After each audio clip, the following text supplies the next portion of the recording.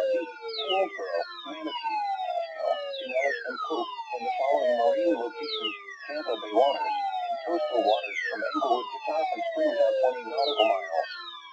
Remember, a tornado watch means the conditions are favorable for the development of severe weather, including tornadoes, large hail, and damaging winds, in and close to the watch area. While severe weather may not be imminent, persons should remain alert for rapidly changing weather conditions, and listen for later statements and possible warnings.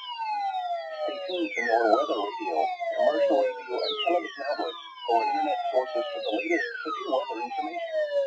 Repeating, Tornado Watch number 591 has been issued until 4 p.m. for the following counties in Florida: Hardee, Hillsborough, Manatee, Pasco, Pinellas, and Polk, and the following marine locations: Tampa Bay waters, and coastal waters from Englewood to Tarpon Springs out 20 nautical miles.